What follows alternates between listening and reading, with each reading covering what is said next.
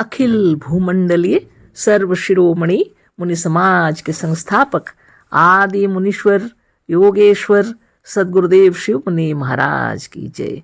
उपस्थित मुनि वृंद, साधु सज्जन वृंद, संत वृंद, साधक वृंद, आध्यात्म ज्ञान के जिज्ञासुओं और प्रेमियों, सभी श्रोता वृंद, आप सभी को मेरा कोटिशः नमन, सप्रेम जय जीव।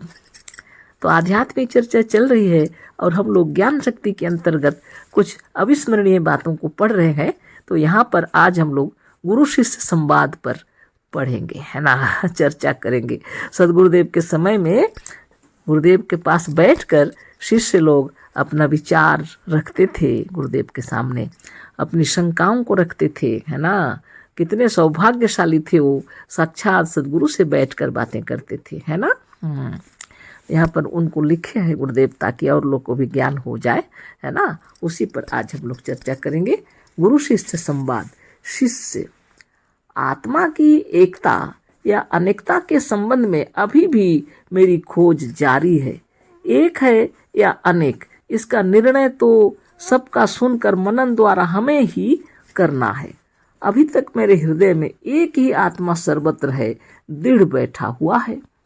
जो कुछ भी कह रहे हैं वह मेरे हृदय में अभी घर नहीं कर रहा है और इसका कारण भी मैं अच्छी तरह समझ रहा हूँ। मैं आपके वचनों का उचित महत्व देता हूँ क्योंकि आप मेरे गुरु हैं। विभिन्न रुचि के लोगों से ही संसार बना है क्योंकि प्रत्येक शरीर में एक ही आत्मा नहीं है। विभिन्न रुचि का होना ही आत्मा की अनेकता सिद्ध करता है गुरुदेव जी, पर मेरे दिमाग में यह घूसता ही नहीं। मेरा दिमाग कहने लगता है कि अनेक रुचि होने से क्या होता है, उन रुचियों का दृष्टा तो एक ही है। देखिए शिष्य गुरुदेव के पास बैठे हैं और प्रश्न पूछ रहे हैं, है ना। बाप रे बाप। उनका विचार जो है, सारे विश्व में एक ही आत्मा है, सबके शरीर में एक ही आत्मा है, ऐसा उनका विचार है। वो उस विचार से बाहर निकल ही नहीं पा रहे हैं और हमारे सदगुरुदेव उसको समझा रहे हैं कि सब की आत्मा का व्यक्तित्व तो अलग अलग है, अनेक आत्माएं, है ना। इसी पर चर्चा हो रही है और वो उसी विषय में कह रहे हैं, आत्मा की एकता या अनेकता के संबंध में अभी भी मेरी खोज जारी है। मतलब अभी तक समाधान नहीं हुआ है उनका, है ना। गुरुदेव से ही बातें कर रहे हैं। एक है या अनेक, इसका निर्णय तो सबका सुनकर मनन द्वारा हमें ही करना है। वो भी सोच रहे हैं इसका भी निर्णय मुझे ही करना पड़ेगा, है ना। मनन करके, चिंतन करके हमको ही निर्णय लेना होगा। फिर भी वो पूछ रहे हैं, अभी तक मेरे हृदय में एक ही आत्मा सर्वत्र है, दृढ़ बैठा हुआ है। मेरे हृदय में तो अभी तक एक ही आत्मा सर्वत्र है, ऐसा ही दृढ़ बैठा हुआ है। जो कुछ भी कह रहे हैं वह मेरे हृदय में अभी घर नहीं कर रहा है और इसका कारण भी मैं अच्छी तरह समझ रहा हूँ। आप जो बतला रहे हैं गुरुदेव, है ना, वो मेरी समझ में अभी तक घुसता ही नहीं। जो कुछ कह रहे हैं वह मेरे हृदय में अभी घर नहीं कर रहा है और इसका कारण भी मैं अच्छी तरह समझ रहा हूँ। मैं आपके वचनों का उचित महत्व देता हूँ क्योंकि आप मेरे गुरु हैं। विभिन्न रुचि के लोगों से ही संसार बना है। आप जो बतला रहे हैं यह भी हम समझ रहे हैं, बोल रहे हैं, क्योंकि प्रत्येक शरीर में एक ही आत्मा नहीं है। आपके कहने का मतलब कि विभिन्न रुचि के लोगों से संसार बना है, प्रत्येक शरीर में एक ही आत्मा नहीं है। आप बतला है ना, लेकिन विभिन्न रुचि का होना ही आत्मा की अनेकता सिद्ध करता है। कि विभिन्न रुचि का होना ही आत्मा की अनेकता सिद्ध करता है गुरुदेव जी, पर मेरे दिमाग में यह घुसता ही नहीं, है ना। कितने अच्छे ढंग से बोल रहे हैं ना गुरुदेव जी, पर मेरे दिमाग में यह घुसता ही नहीं। मेरा दिमाग कहने लगता है कि अनेक रुचि होने से क्या होता है, उन रुचियों का दृष्टा तो एक ही है। इस तरह से वो बोल रहे हैं, गुरुदेव बतला रहे हैं। विभिन्न पुरुषों में विभिन्न रुचि है और रुचि आत्मा में होती है, अनात्मा में या जड़ में नहीं होती। अतः एक ही काल में, एक ही क्षण में, एक ही आत्मा में विभिन्न रुचि नहीं होती। एक ही काल में एक ही आत्मा में विभिन्न रुचि न होती है और न हो सकती है, पर देखने में यह आता है कि विभिन्न आत्मा के भीतर एक ही क्षण में विभिन्न रुचि होती है। अतः आत्मा की विभिन्नता निर्विवाद रूप से सिद्ध है। सदगुरुदेव समझा रहे हैं उस अपने शिष्य को। देखो, बोलते हैं विभिन्न पुरुषों में विभिन्न रुचि है, और रुचि आत्मा में होती है, अनात्मा में या जड़ में नहीं होती है ना। रुचि तो आत्मा में होती है, जड़ पदार्थ में नहीं होती। अतः एक ही काल में, मतलब एक ही समय में, एक ही क्षण में, एक ही आत्मा में विभिन्न रुचि नहीं होती है ना। कितने सुंदर समझा रहे। एक ही काल में, एक ही क्षण में, एक ही आत्मा के अंदर विभिन्न रुचि नहीं होती।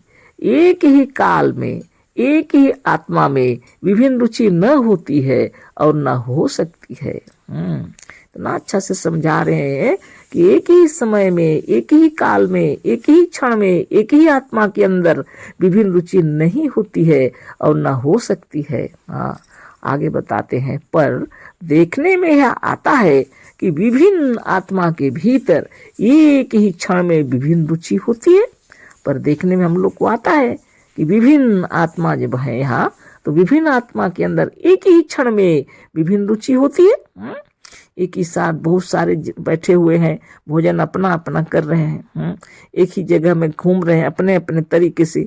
एक ही जगह में कोई सुख शांति से है तो कोई भी दुखी में है। हाँ, सबके विचार भिन्न भिन्न है, माने ये हमारी तरफ से हम कह रहे हैं, है ना। इन्हें सदगुरुदेव उनको समझा रहे हैं। हाँ, पर देखने में आता है कि विभिन्न आत्मा के भीतर एक ही क्षण में विभिन्न रुचि होती है। बहुत बड़ी बात है ना। विभिन्न आत्मा के भीतर एक ही क्षण में विभिन्न रुचि होती है, अतः आत्मा की विभिन्नता निर्विवाद रूप से सिद्ध है। इस तरह से सदगुरु उनको समझाए। अब शिष्य कहते हैं, नहीं, एक ही आत्मा के भीतर जब विभिन्न रुचि पाई जाती है, तो विभिन्न रुचि होने पर भी यदि सब में एक ही आत्मा हो तो आश्चर्य ही क्या है। शिष्य फिर बोलते हैं, है ना। नहीं बोलते हैं।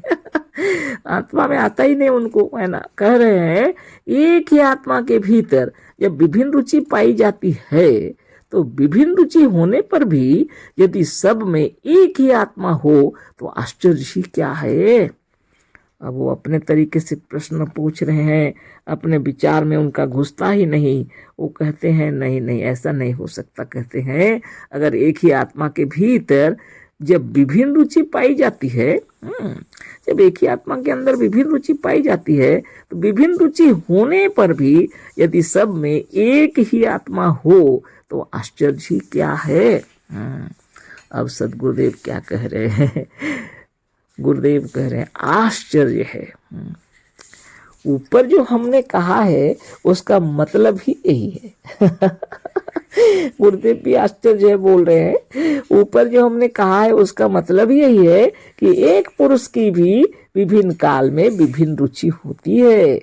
एक पुरुष की भी विभिन्न काल में विभिन्न रुचि होती है, पर एक ही काल में नहीं होती। गुरुदेव बतला रहे हैं, पर एक ही काल में या एक ही क्षण में एक ही आत्मा के भीतर विभिन्न रुचि नहीं होती, पर एक ही काल में, एक ही देश में, एक ही क्षण में विभिन्न आत्माओं में विभिन्न रुचि होती है। अतः सब में आत्मा तो है, पर सब में एक ही आत्मा नहीं है। वह निर्विवाद रूप से सिद्ध है ना। यह होना, हाँ, यह लिखा है, यह निर्विवाद रूप से सिद्ध है। ठीक है, सदगुरुदेव इस तरह से बताए।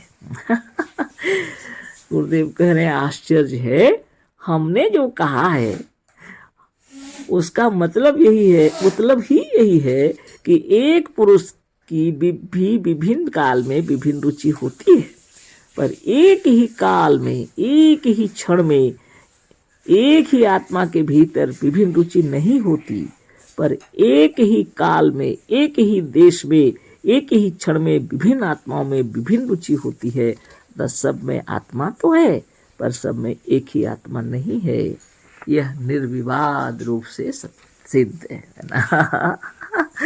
धन्य धन्य सदगुरुदेव श्री मुनि महाराज की जय। कितना सुंदर से समझा रहे हैं, आश्चर्य है, बोलते हैं हम मान रहे हैं कि एक ही पुरुष के अंदर विभिन्न रुचियां होती हैं, पर एक काल में नहीं, एक समय में नहीं, लेकिन पूरे विश्व में, पूरे जगत में, पूरे देश में जितनी आत्माएं हैं, एक ही काल में प्रत्येक आत्मा के अंदर भिन्न भिन्न रुचि देखने में आती है, बतला रहे हैं गुरुदेव। इससे यह सिद्ध होता है कि निर्विवाद रूप से यह सिद्ध है कि आत्मा भिन्न भिन्न है, बतला रहे हैं ना। आगे देखिए, शिष्य कहते हैं, इसको अभी तक भी समझ में नहीं आया और इतना अच्छा से पूछ रहे हैं सदगुरु से, है ना। जैसे दोनों हाथ में एक ही आत्मा है, उसी तरह से अनेक शरीर में भी एक ही आत्मा है, ऐसा माने तो हानि क्या है। गुरु, एक शरीर के दोनों हाथों में तो एक ही आत्मा सिद्ध है, क्योंकि यदि अंग्रेजी लिखे पढ़े को कोई अंग्रेजी बोले तो दाहिने हाथ से भी अंग्रेजी लिख देगा, पर बाएं हाथ से अभ्यास न होने पर भी दाहिने हाथ के समान तेज और सुंदर तो नहीं, पर लिख देगा बाएं हाथ से भी, क्योंकि ज्ञान का संबंध आत्मा से है और एक ही आत्मा दोनों हाथों में है। पर यही जो अंग्रेजी विद्या का जानकार नहीं है, उसे यदि कोई अंग्रेजी बोलकर लिखने के लिए कहे तो उसका हाथ कुछ भी नहीं लिख सकता, नहीं लिख सकेगा, क्योंकि सबके हाथों में एक ही आत्मा नहीं है, यह निर्विवाद रूप से सिद्ध है। धन्य धन्य गुरुदेव शिव मुनि महाराज की जय और उस शिष्य की भी जय, है ना। शिष्य पूछे दोबारा, उसी को फिर पढ़ रहे हैं।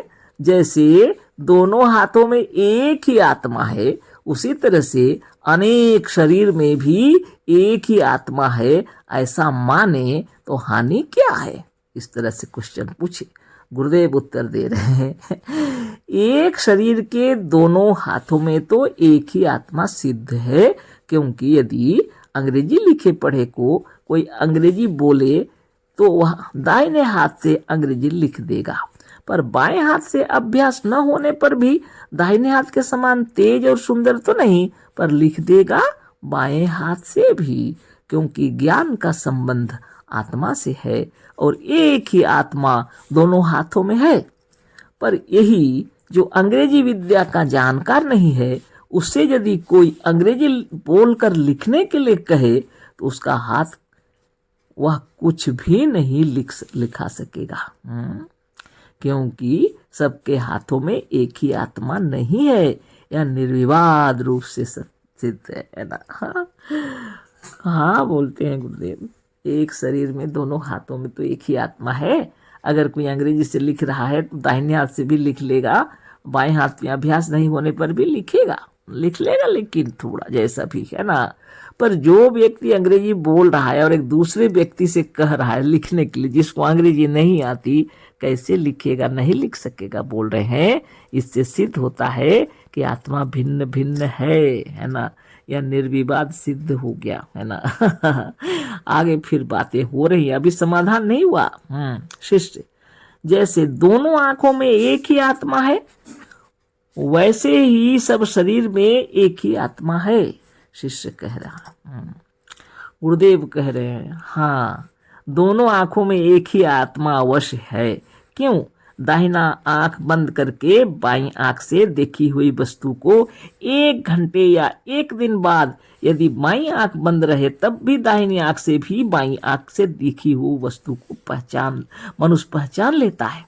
पर एक मनुष्य की देखी हुई वस्तु को 4 मिनट बाद भी दूसरे की आंख नहीं पहचान सकती।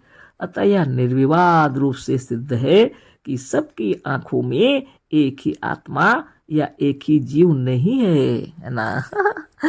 तो सदगुरुदेव से वो पूछ रहे हैं, जिस प्रकार हमारी दोनों आंखों में एक ही आत्मा है, तो गुरुदेव वैसे ही बोल, और ऐसा नहीं सोच सकते कि सब शरीर में एक ही आत्मा है। सदगुरुदेव बोलते हैं, दोनों आंखों में एक ही आत्मा है तो सही है। एक आंख से देखी हुई वस्तु को 1 दिन के बाद में भी या 1 घंटे के बाद में भी दूसरी आंख पहचान लेती है। लेकिन जो हम देखे हैं उसको 4 मिनट के बाद भी दूसरा आदमी नहीं पहचानेगा, है ना। इसका मतलब यही है कि उसकी आत्मा भिन्न है, हमारी आत्मा भिन्न है। अतः यह निर्विवाद रूप से सिद्ध है कि सबकी आंखों में एक ही आत्मा या एक ही जीव नहीं है ना। तो लंबा हो गया ज्यादा, कल फिर चर्चा होगी, अभी बहुत चलेगा, है ना। आप भी सोचिए और विचार कीजिए, है ना। अशेष धन्यवाद।